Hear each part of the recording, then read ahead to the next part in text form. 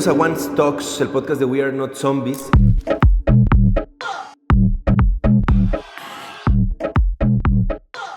Yo soy su host, Ramiro, y hoy estamos, ¿qué le digo?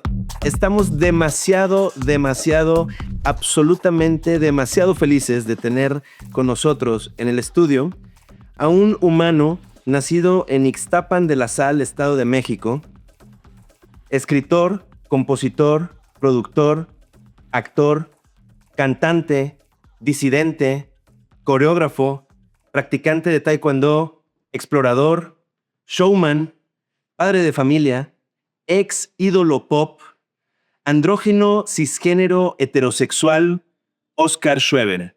¿Cómo estás? Yo estoy muy feliz de estar aquí en este espacio, de verdad, muy agradecido. Me encanta que podamos platicar. No, te voy a decir la verdad, no, esta es la primera vez que en el podcast tenemos invitado a alguien que ha vivido completamente desde adentro lo que nosotros de pronto nos podemos referir de forma fácil como, no, el sistema. Claro. O el gran aparato que controla y demás. Podemos arrancar y quiero saber en qué momento dejaste de reconocerte en el espejo. La verdad es que desde muy pequeño creo que había una voz interna ahí muy, muy loca, como guiando muchas veces, o al menos siendo muy, siendo una voz muy fuerte dentro de mí, como que me invitaba a explorar, que me invitaba a no estar de acuerdo con lo establecido, que me invitaba a de pronto escuchar música que escuchaban mis primos grandes, ¿no? Escuchar en ese entonces el post-punk y el new wave ochentero, que pues niños de mi edad no escuchaban. Creo que siempre le hice mucho caso a esa voz, y creo que es lo que me llevó eventualmente a indagar cómo podía explorar y sobre todo expresar, ¿no? Lo que yo sentía que estaba como emergiendo dentro de mí. No sabía bien qué era, sí sabía que era como algo artístico, pero no sabía ciencia cierta si era cantar, bailar, escribir o pintar. Y creo que en ese camino, en ese trayecto, me topé con una audición para una obra de teatro infantil llamada Vaselina, y ¡pum!, explotó, me quedé en esa obra, y de ahí para el real, pues empezó mi trayecto largo en este medio, como tú bien mencionas, muy, muy comercial y muy sistemático. ¿Qué hacías antes de llegar a esa audición? Era un niño practicante de taekwondo. En una plática que tuvimos la oportunidad ahí de cotorrear, te decía que así como en el handball, como en el fútbol, soccer, había reclutadores para niños taekwondoines. Yo había sido campeón nacional 3 veces seguidas en mi peso, ¿no? Este, pesaba yo creo como 3 kilos. Y entonces un reclutador de taekwondo válgame la redundancia, me recluta, me llama para que empezara a entrenar en el equipo olímpico de nacional. Entonces, pues era un niño taekwondoín, muy fantasioso, cáncer. Entonces, pues ya sabes que muy sentimental, muy fantasioso, que lo difícil de los cánceres que nos bajen a tierra, ¿no? Siempre estamos como allá arriba en el limbo, imaginando cosas. Era ese niño, fan de Star Wars. O sea, a mí Star Wars significa mucho más allá de una película o de una historia nada más, ¿no? Yo siempre digo que yo aprendí las definiciones del bien y del mal a través de Star Wars, ¿no? Y muchísimos de mi generación. Entonces era este niño fantasioso de Star Wars, practicando taekwondo, muy activo, muy energético, malón para los estudios, ¿no? La verdad, porque justo no me concentraba, ¿no? Eh, Imitador de Michael Jackson. O sea, la primera vez que vi a Michael Jackson, también me acuerdo que esa primera imagen de verlo hacer el moonwalk fue para mí de, este es un alienígena, este tipo hace con el cuerpo cosas que no, ahora sí que desafían a la gravedad, ¿no? Entonces era un chamaco muy escuchando glam metal, escuchando Twisted Sister, Quiet Riot, te digo, cosas que escuchaban mis primos, desde ahí robándole las prendas de vestir a mis primas, como que no entraba en mi mente como esta concepción de que había ropa de hombre o ropa de mujer. O sea, para mí algo me gustaba y me lo ponía. Luego me las veía con mis tíos, ¿no? Como en esta onda más heteronormativa que pues hasta me llegaron a dar mis nalgadas de no te puedes poner falda, no te puedes poner no, el maquillaje de tus tías, ¿no? Entonces sí, un chamaco muy imaginativo, muy lúdico, energético, vuelvo a repetir, muy energético. No sabías actuar, ni cantar, ni nada de esto. Y llegaste a la audición, quedaste 8 años, 10 años. Sí, fíjate, primero fue la obra de teatro que conocemos aquí en México como Vaselina. Ahí, pues evidentemente la señora Julisa, productora, pues un ícono, ¿no? Del teatro musical, nos pone en cintura, nos pone a tomar clases de canto, de actuación, de baile, a un grupo de como de 15 niños. Ese grupo hace la obra de Vaselina, el musical de Vaselina. Y después llega una disquera y le dice a Julissa: "Oye, Julissa, ¿por qué no de la obra de teatro hacemos un grupo que tenga como la onda de Vaselina?". Y ahí es donde Julissa dice: "¡Pling!, lo tengo, la onda Vaselina, pum". Y entonces crea un grupo del musical, crea un grupo musical que grabará discos, o sea, en una onda más, popular, ¿no? Dentro del mundo pop. Y es así como empezamos a grabar ya discos específicamente de la onda Vaselina, pero la onda Vaselina está 100% basada en esa parafernalia del rock and roll y del rockabilly, o sea, cantábamos los éxitos de los años 50, 60 en español, pero siendo unos chamaquitos. Y ahí fue donde empieza ya mi formación artística ya en serio, ¿no? Ya no era un juego, ya no era imitar a Michael Jackson en un festival de tu escuela, sino era realmente, pues, estar en aquel, Siempre en Domingo, o cuando existía Eco, ¿no? Estos noticieros, ¿te acuerdas? O sea, ya era profesional, ya era de a de veras, ¿no? Y la onda Vaselina duró 11 años, hasta el 99, o sea, del 89 al 99, finales del 99. Y es ahí donde nosotros, pues, como adolescentes rebeldes, nos rebelamos ante nuestra madre artística y creamos nuestro propio grupo, y ahí viene el rompimiento de la onda Vaselina y formamos el nuevo grupo que se denominó OV7. Oh, wow. ¿Por qué ocurrió ese primer rompimiento? Precisamente porque la señora Julissa tenía como esta visión muy teatral. O sea, nunca permitió que nos convirtiéramos en un grupo 100% pop.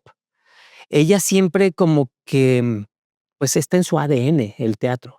Entonces, claro que nuestros conciertos eran muy teatrales, tenían un guión, tenían una disciplina teatral, y nosotros al revés, nos empezamos a ser adultos y nosotros queríamos ser un grupo pop, ¿no? Por ahí, en ese entonces, pues, ya estaban las boy bands, desde New Kids on the Block, ya estaba por ahí Backstreet Boys, NSYNC, ya había salido por ahí Britney, Cristina Aguilera, y dijimos: nosotros queremos ser eso, ¿no? Queremos ser un concepto de pop, no queremos ser un grupo teatral.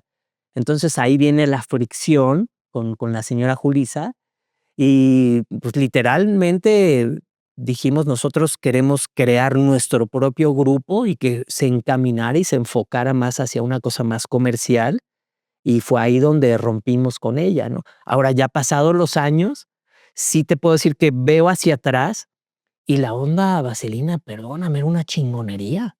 Eran estos niños haciendo cosas bien complejas, coreográficamente hablando, cantando canciones de Carl Perkins, de Jerry Lee Lewis, de Elvis, de los grandes del rock and roll, ¿no? Entonces, es un concepto súper avanzado para su época, y me parece que la señora Julissa es este ícono feminista que tuvo que nadar en contra de la marea. Imagínate ser una mujer manager en los años 80 y 90, eh, pues regido totalmente por una cosa muy patriarcal, ¿no? En las disqueras no había directoras.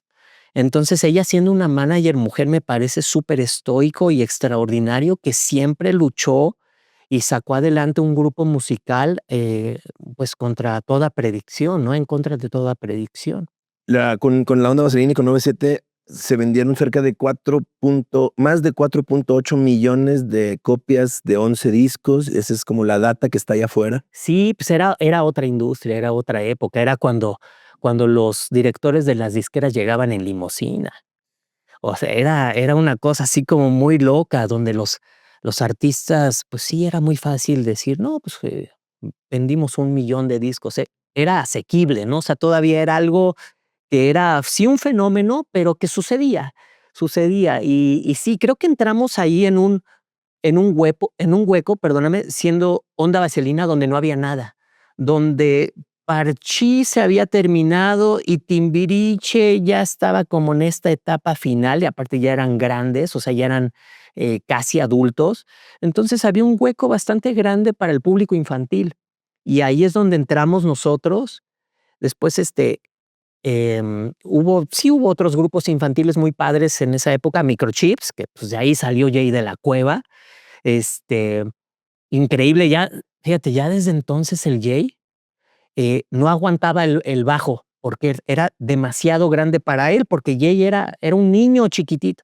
Entonces lo sentaban en un banquito y su papá le ponía el bajo, y el vato de que haciendo unas cosas que parecía, Jaco Pastorius, ¿no? Así haciendo, y tenía, no sé, 9, 10 años. Ya desde ahí podías ver que el tipo iba a ser un genio, ¿no?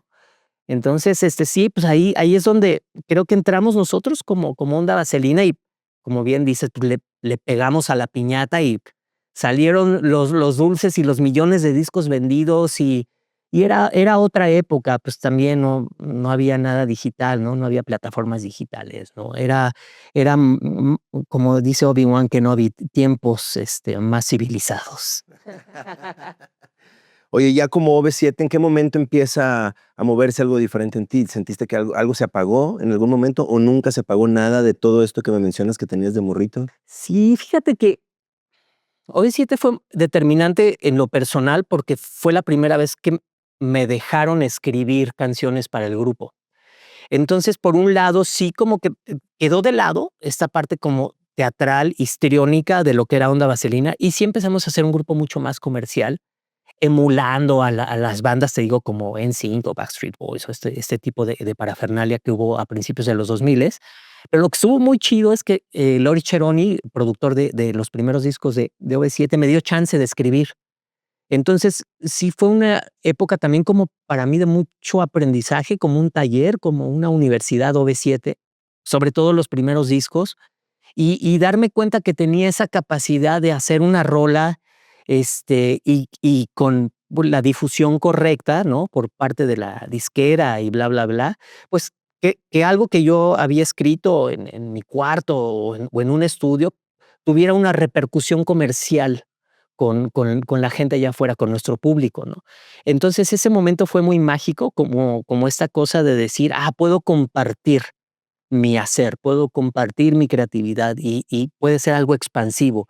Fue súper, sí, quiero decir, la palabra es mágico, ¿no? Es mágico el proceso creativo, los procesos creativos en los que internalizas y luego los compartes y se expanden de esa manera, pues es algo, padrísimo verlo, con tus propios ojos, ¿no? De que: "Ah, qué cagado que esta canción que hice así en mi cuadernito en el baño de mi casa, hoy sea el tema de una telenovela", ¿no? Por decirlo, o estar en los premios Billboard y, pues, que se escuche tu rola y tú ahí cantando en estos escenarios grandotes. Sí, la magia de la música, ¿no? De lo que es capaz la música. ¿Extrañas algo De OV7 no, ya no. Creo que de ser famoso? tampoco, tampoco. La verdad es que me lo pasé de poca madre. Esa es la verdad. Aprendí muchísimo.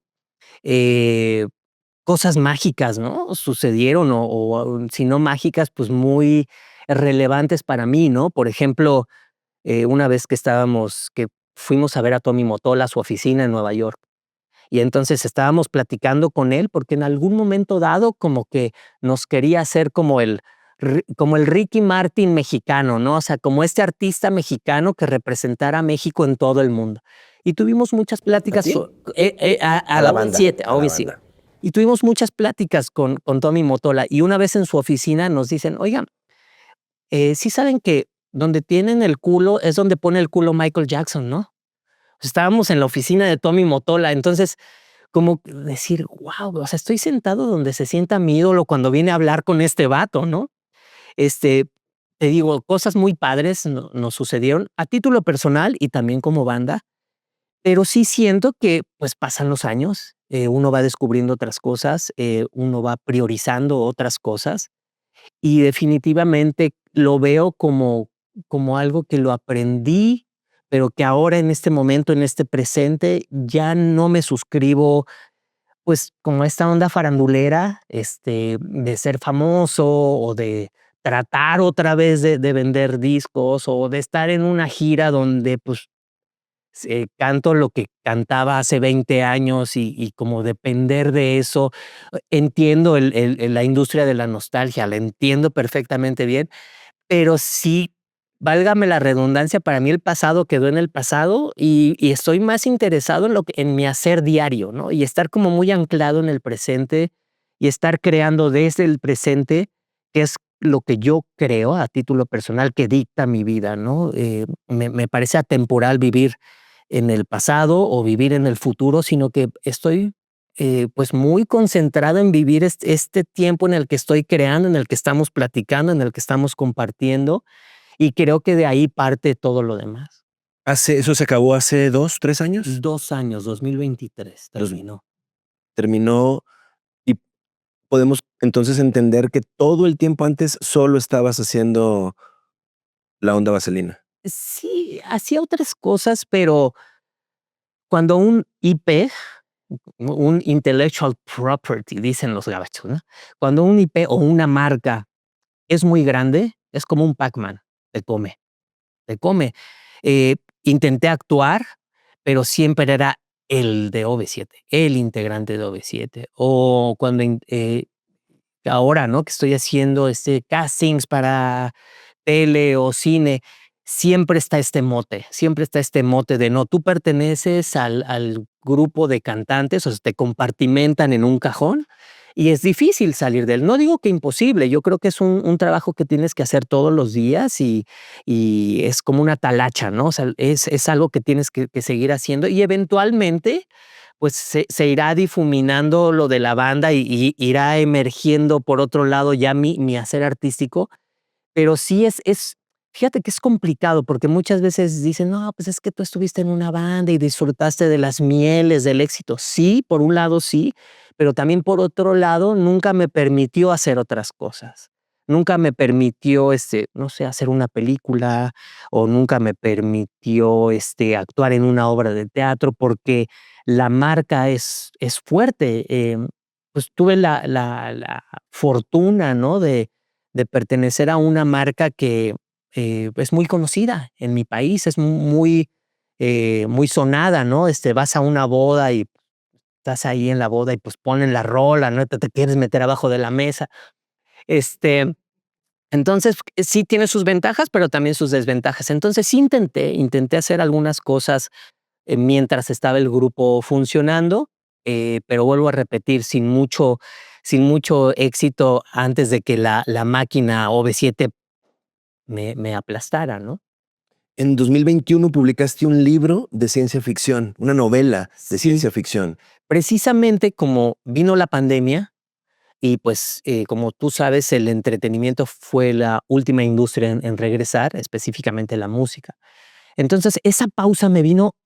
Yo sé que fue una tragedia muy fea que sucedió en el mundo, pero a título personal me vino muy bien esa pausa, me vino muy bien el silencio porque pude crear desde otro nodal.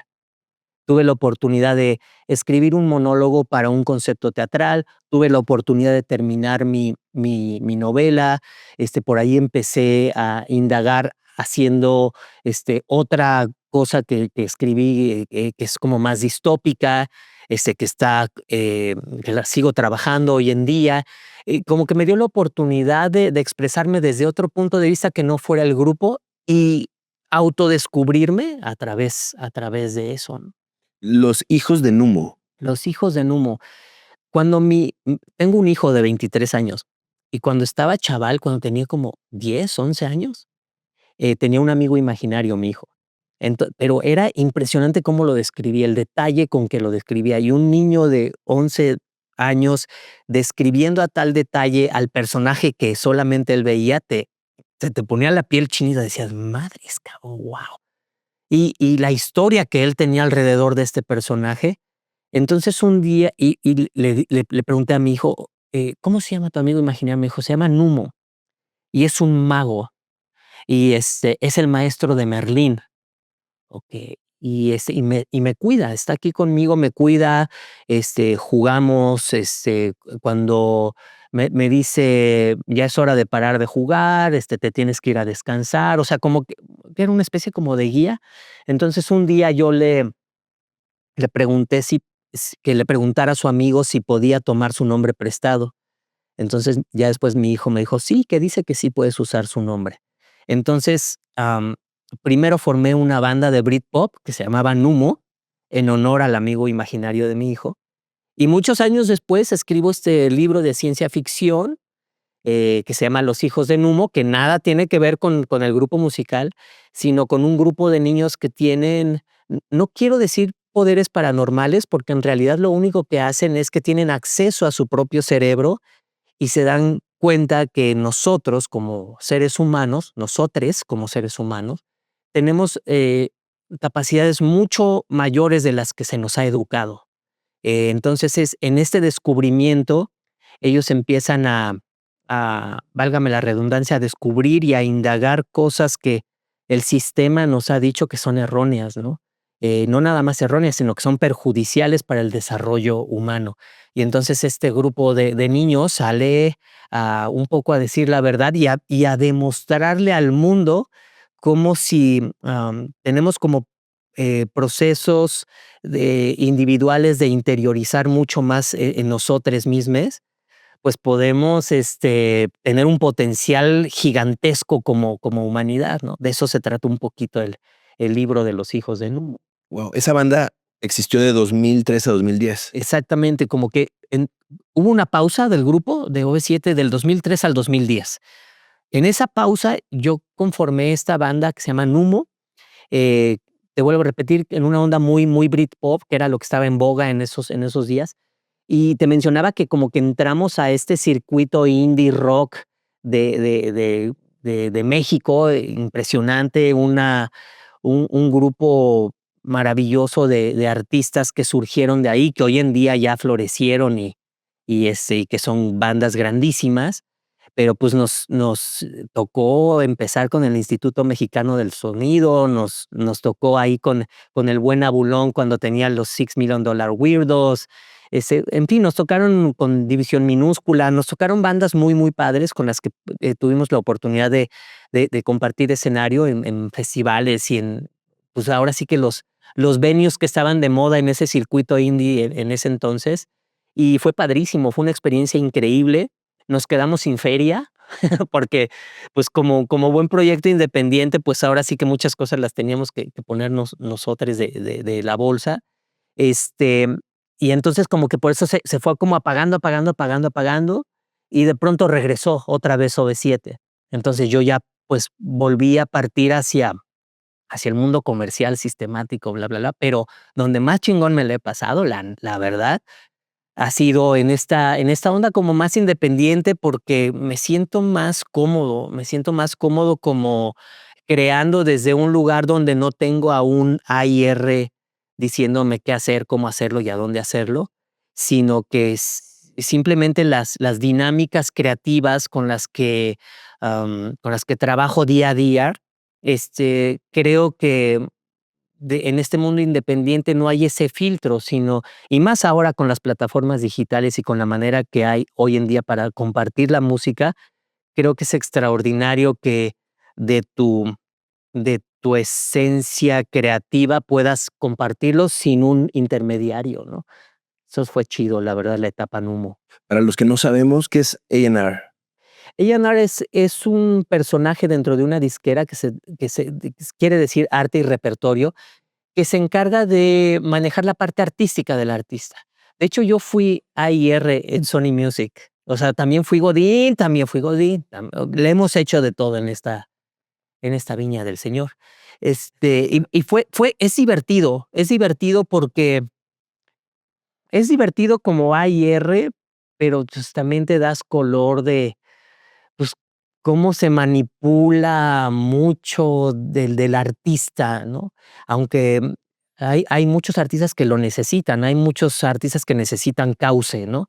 Como son este ser creativo, a lo mejor un poquito más disperso, de pronto un A&R que encauce al artista y que le dé guía, es extraordinario. Pero hay otro tipo de artistas que el A&R siento que comprimen mucho, ¿no? O al menos encierran mucho la capacidad creativa de un artista, y es esa parte la que la verdad no comparto. ¿Cómo viviste esa época que eras A&R en Sony? Eh, Fue una época muy determinante para la disquera porque salieron conceptos bien, exitosos en ese entonces. Me tocó ser A&R del grupo Camila, por ejemplo. Entonces, ellos venían de un disco muy, muy, muy, muy exitoso, un primer disco muy, muy exitoso, y siempre el reto del artista es el segundo disco.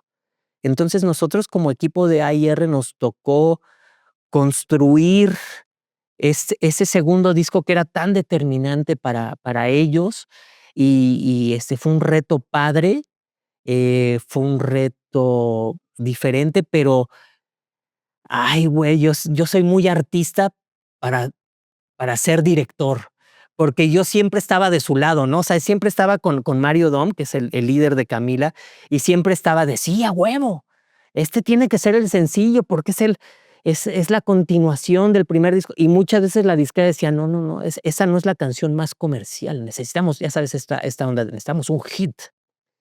Y yo siempre estaba del lado del artista, entonces, muchas veces en vez de sumarle a la disquera, le restaba, me decían: "Güey, cabrón, tú estás de nuestro lado, no estás del lado del artista", ¿no? Entonces, muchas veces creo que como A&R no funcionaba porque mi lado artístico era mucho más, pesado que mi lado, ejecutivo de A&R. Me llama la atención, ¿por qué escribiste sobre estos personajes y ese acceso a la mente? ¿De dónde vino ese pedazo de información? Creo que de mí mismo. Creo que de mí mismo porque a la hora, por ejemplo, de hacer una canción o de escribir un libro o de actuar, ¿no? Si tienes la oportunidad de actuar, hay un momento donde estás como dentro de ti mismo, donde sabes que, hay mucha información sobre esto, ¿no? Que hablan de zone, ¿no? La zona, donde pierdes como la noción del tiempo y del espacio. Y coincido absolutamente con esta información, porque hay un momento donde estás creando, donde sabes que eres tú mismo, pero también sabes que no eres tú mismo, que estás siendo guiado por algo más grande que tú. No quiero decir más grande, porque eso como que lo hace jerárquico, con algo más expansivo que tú. Estás conectado con algo más expansivo que tú, y desde ahí empiezan estos procesos creativos que dices: "Yo en mis 5 sentidos, la neta, sería incapaz de escribir esto que escribí, o de hacer esta melodía que hice". Entonces, sí te vuelves consciente de que hay algo más que hace que te expandas y que esos 5 sentidos se expandan a otros sentidos que ni siquiera conocemos, y que hay un potencial dentro de nosotros mismos mucho más grande que el que sabemos reconocer o del que se nos ha educado. Entonces, basado en estos procesos creativos, creo que es como me imaginé a estos niños, como cuál sería el choque de fuerzas si un grupo de niños, saliera al mundo a decir su verdad, ¿no? Y aparte sucede como en épocas, de ochenteras, es cuando, estaba José López Portillo como presidente. Entonces, ¿no? Principios de los ochentas, sale este grupo de niños a decir cosas, pues, que eran una barbaridad para el gobierno de ese entonces, ¿no? De un PRI súper, controlador de la información.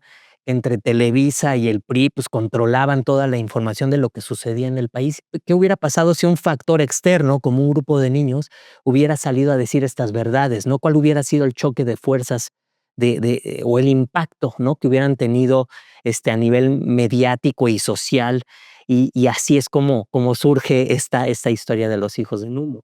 Ahorita que mencionas eso, ¿en algún momento estando dentro te diste cuenta que había este trip de control o estas cosas ocurriendo? No sé, ¿en algún momento pasó que tú querías decir algo y no te dejaron? No sé, a los 10, a los 14, a los 15, a los... Todo el tiempo, absolutamente. Sobre todo yo me considero una persona heterodisidente, o sea, es decir, soy una persona heterosexual, pero que no está de acuerdo con la normatividad con la que se le designa mi género, ¿no? Entonces, siempre he tenido yo como esta fascinación por lo andrógino. No puedo decir que soy parte de la comunidad LGBTTIQ+, porque es una lucha que no me pertenece, o sea, me estaría apropiando una lucha que no es mío, pero sí puedo decir, A, que soy un aliade, y B, que soy una persona heterodisidente, que no es nunca he coincidido con estos sistemas restrictivos en cuanto a mi género y a mi sexualidad. Entonces, eso es algo que vine arrastrando desde niño. Desde niño, si te fijas en los primeros videos de La Onda Vaselina, pues era el único batillo ahí del grupo que traía arete, o que se pintaba las uñas, o que se pintaba el cabello de colores, y siempre luché contra eso. Desde los ejecutivos de las disqueras, desde los managers, siempre fui como al que tenían que estar jalándole la rienda, ¿no?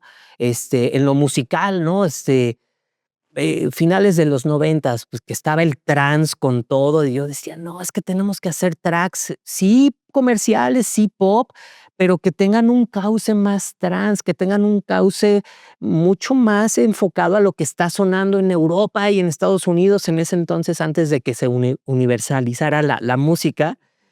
Vamos a hacer cosas más arriesgadas, vamos a la parte coreográfica, por ejemplo, ¿no? Pues vamos a hacer cosas más de contemporáneo, vamos a hacer cosas de danza, como un poquito más, abstracta.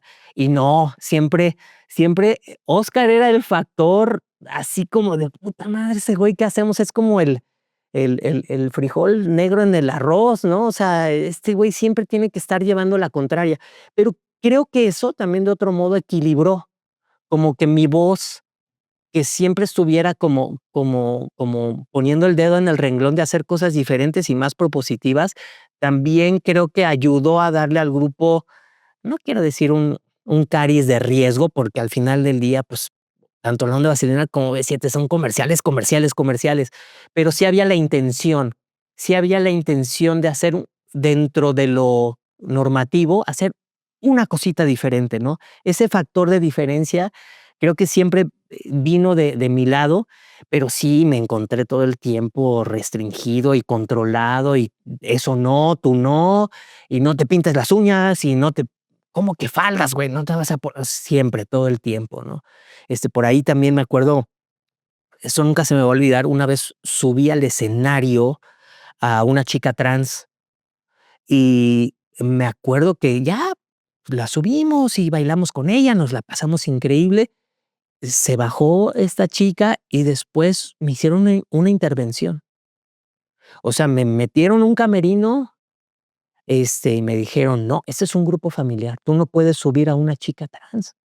Y yo: "¿Por qué no? ¿Por qué es un grupo familiar?". Y le digo: "Precisamente por eso. Hay que educar a nuestros hijos y hay que educar a la comunidad para normalizar este tipo de iniciativas. ¿Cómo que si suba una mujer trans al escenario es algo mal visto? ¿Cómo? Esta mujer y esta comunidad también compran tus discos, también van a tus conciertos, también te esperan afuera de un aeropuerto, son consumidores, son nuestro cliente también. ¿Cómo me estás haciendo una intervención donde me estás restringiendo que no puedo subir a una mujer trans al escenario, ¿no?